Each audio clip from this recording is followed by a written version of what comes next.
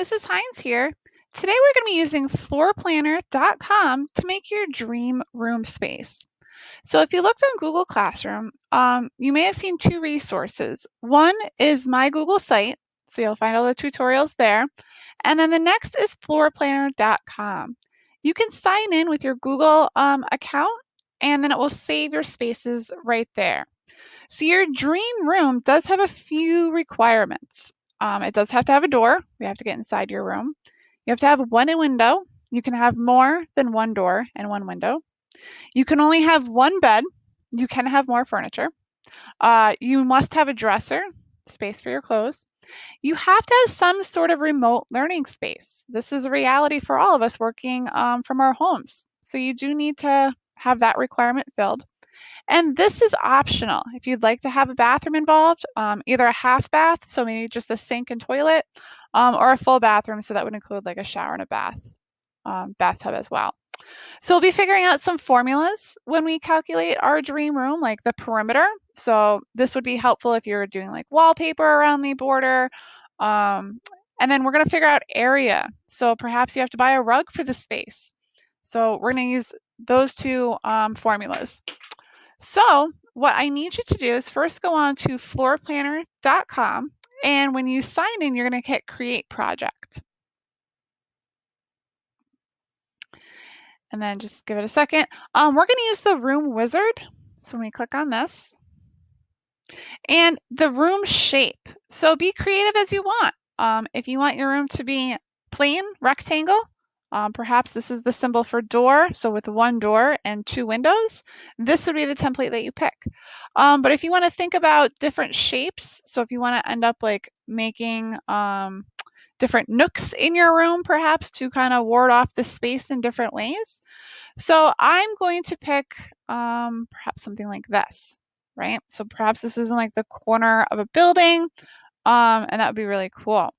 So I can rotate it, I can mirror it. So that just means flipping it. So this is really neat. So mess around with any of these options here. Then I'm going to click next. Now we're going to talk about dimensions. So we briefly touched on this when we talked about measurement, but a technical drawing becomes a technical drawing when someone can recreate it because you gave them size. Measurements and dimensions are one way to do this. So that's when we signed up, we said the imperial, so we'll be measuring in feet and inches. And this is really nice because you can see it gives you a starting base, but it also gives you the ceiling height, so you can make really tall ceilings perhaps. But the colors correspond with the sizes. So if you go to, it looks like you can even just rotate it on that. So definitely mess around. Remember, this is your dream space, so we can always go back and edit these things. So you can see, you can really change the room by just changing one dimension. So you can see where they correspond to and then how big it would be in feet and inches. All right, so what type of room are you designing? So we're gonna go with, this is just your space, but we're gonna go bedroom. Ooh, maybe other, I wonder if that could be like home office or something. And then room style. Oh, all right, so a few different country, green and white, different colors, Valentine. Let's see, contemporary perhaps. Let's see what that does. Hit next. Oh, all right. The room layout. Use the magic layout button to automatically arrange furniture in your room. You can click the button repeatedly until you're satisfied. You can always make changes later on. All right. So magic layout. Oh, and it automatically puts items in here.